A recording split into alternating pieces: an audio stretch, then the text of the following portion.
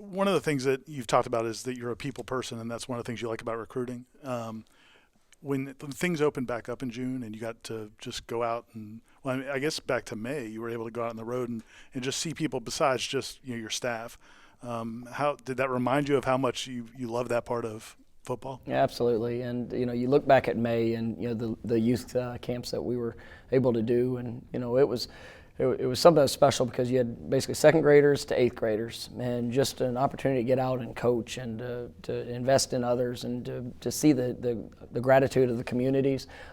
For us to be able to put an example of the investment into those communities throughout the state was pretty special. And then with recruiting, waiting. Since I've had the job, we've made a very conscious effort to build the relationships. We wanted to sign the 21 class with the best football players possible, guys that could come in and we knew that would be able to set the foundation. But with the 22 and 23 class, very intentional in building those relationships. It was unknown that we wouldn't get to have them on campus for 15 months, but being able to invest that time, getting to know who they were, sharing the vision of what we're trying to do, and then all of it coming to pass in June to get them on campus, and it was really special. It felt great. It was good to be able to get them around our players, so our players could also share the experiences of what they've seen in the program and the things that's expected of them, and the development of what we're doing in all phases. So that was really refreshing for us, and something that was well needed. When you got into June and then you guys kick off right away with the Midnight Madness and then go to the mega camps and the elite camps, and it just seemed like it was a blur from the outside. Did you, after a month like that, do you sit back or do you take stock of how well you guys executed it, and how well did you feel like you guys executed that? Yeah, I mean, it's there was a plan, and we talked about maximizing every moment that we had, and I think we were able to achieve that. But not only do you sit back at the end of 27 days and say, all right, what did that look like? But we did that throughout the process as well. We had the Midnight Madness event, and you were able to go through a few days through it, and I think, all right, well, what really was beneficial? What were the things that we liked? What were the things we didn't like from that? Being able to, every day we had visitors on campus, so it was a constant flow, but being able to set aside that time to reflect on the good and some of the things that we want to continue to grow and develop in with those opportunities. So it was a lot of information, things that we're excited about, being able to even improve here moving forward. But I thought it went really well. Looking back to last year, it just seemed like, especially once camps got shut down in the spring, it seemed like it was one obstacle after another. And I know you don't dwell on that, and your message is to be thinking about how you can fix things, not worry about the adversity you face. But it seems like lately you've been able to build some real momentum. Like, there haven't been quite as many, knock on wood, as many obstacles. And do you feel like the program's getting the traction you wanted to, that maybe was delayed a little bit early on? Yeah, I mean, I think it speaks to who we are, and as a staff, as an organization, we're about the relationship, and being able to build the relationship, with our players, throughout the course of the last year, through highs, through lows, unexpected adversities that show up. I mean, there's some trust that's built. It's also the same thing is that as you go through a year, 15 months of talking to young men and their families virtually, and being able to paint a picture. And yes, that serves a purpose, but there's nothing like being face to face. It's nothing like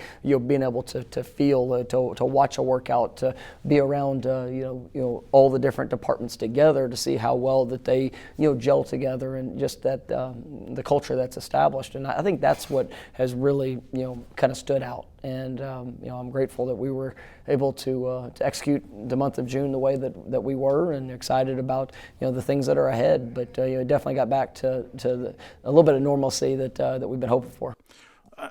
When it comes to roster turnover, I'm sure you want to, as a coach, you want to help every player, and you want to impact every player, and sometimes save every player. When they leave, I don't know if you feel like that's a failure somehow of the program or them or whatever. But now that you've got the guys that you do have, I mean, is it different just communicating? The meeting's different, or because now that they've all been through it, they know what to expect. This is they're here for a reason, and you I on the same think we page. saw that even through the course of last year. As I remember, the last month of the season was one of the most challenging months that I've ever experienced. With games being canceled and you had opt-outs, all those things that occur. But we went through that process, and it's something I remember telling the team, even throughout the week before Duke, that we were going out to practice and we had no opponent in front of us. But we had to face the greatest opponent that we have, and that's ourselves. And to see a team that embraced that, and then to be able to go and to finish up the year the way that we did, and to be able to grow from those experiences, it's those opportunities just they think they help gel us together. And now you bring in new faces and some newcomers that have the collegiate experience that they've had, and the leaders that they are. And but everybody understands the standard, and all of our guys have said yes. They've said yes to coming here. They've said yes to staying here. I don't want to lose any player. But at the end of the day, we have a standard of how we're going to operate and what we're going to do, and it's not easy. We challenge guys, and I tell every recruit that comes in, you come to this program, you're going to work. Right? You're going to be pushed to be the best version of you on the field, off the field, in the classroom, because that's how you sustain success. And everybody's gonna have a different personality, but the mindset and the approach has to be the same, and that's what I'm excited about that we've been able to attract here. Some of the recruits have mentioned that you'll say to them, basically explain to them why they may not want to come to Florida State if they're not ready for those expectations. Does that always work? And if it doesn't work, if it doesn't resonate with a player, do you feel good that at least you cleared it ahead of time? Yeah, well, we're looking for the best fit for Florida State. And that is the ultimate objective. There's a lot of guys that have a certain height, a certain weight, a certain speed, maybe even playmaking ability that, at the end of the day might not be the right fit for what we do and what we're looking for. But I think that we've attracted the right guys, and I think that the thing that we've experienced is that we can get an incredibly talented young man that wants to be a part of that process, that wants to be a part of it all, and that's where teams develop. That's where that continuity, that culture is able to be established and to be able to be sustained. And the greatest program to ever show that in that style is Florida State. With Coach Bowden, all those great teams. That's why they were able to sustain the success that they did, because you had a football team that was built off work and relationship. And those relationships weren't always, weren't a whole lot of fun with Coach Andrews and some of the guys and the way that was done. But they knew that they were cared for. They knew that there was a standard. They were going to be held accountable. And we just want what's best for all of our players, in every phase of their lives. Coach Atkins, when I talked to him before the spring, he talked about getting to a place where the players care for each other in a way that they're happy if other teammates do well, whether or not they're doing well. When did you feel like you started to see that in this program? I think through the competition, through the experiences. That we're having. Guys know that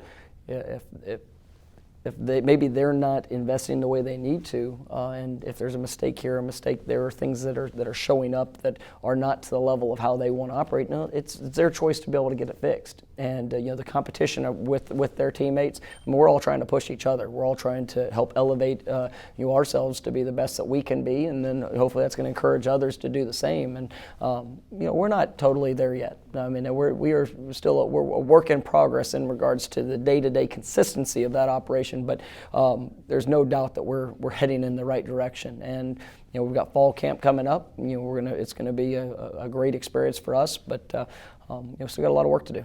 When you bring in transfers, as many transfers as you guys have brought in the last 2 years, do you have to speed up the process in terms of learning them and what makes them tick, and how do you handle that? And, it's all about the investment of time and building relationships, and so that's something that we take pride in as a coaching staff. And and it's one of the things that the willingness of the transfer that comes in to be able to do that with their teammates and with their coaches, it's big. And, I think like Jamie Robinson, his very first workout here at Florida State, it was a challenging one. He jumped right into a tour of duty, and I remember seeing it halfway through it, and it's like, this is a pivotal moment.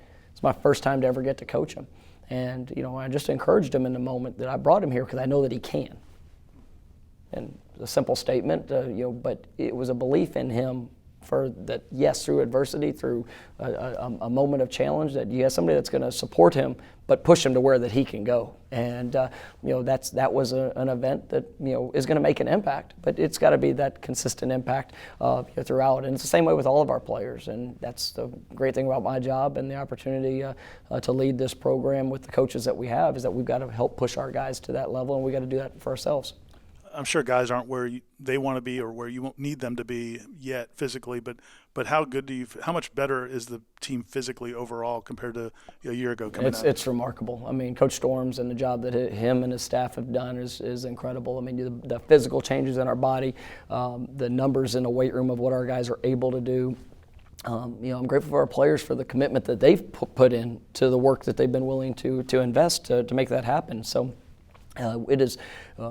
I'm excited, and even with some of the newcomers that have come in, and you see the gains that they've made throughout the course of just a month and a half. I mean, it's pretty special, but that's what this program's all about. It's about the physical development, the mental development, and then helping put guys in the best position there on game day. Then you made some changes, some additions to your support staff during this offseason. Were you targeting specific people or filling holes? How did you approach that process? No, really all. I mean, finding the best fits for Florida State of who we are and what we're about, finding like-minded individuals like we talked about of what we evaluate with players. The same goes with staff. Being able to get a guy like Randy Shannon, I mean, unbelievable coach, great person, to be able to come in a support staff role to help just assist our staff and to kind of give us a different perspective, but to also be able to introduce new relationships and to be able to I guess send that message into different parts of the state, and with the relationships that he has of who we are and what we're about. As Ryan Bartow has done a great job for us as a director of high school relations, being able to hire Kenyatta Watson coming in. Some of the quality control coaches that we've been able to bring in. I mean, these guys are relationship based. They not only are about impacting the lives of the student athletes, but also building up the guys that they get to work with each and every day, and excited about the direction we're heading in our support staff roles as well.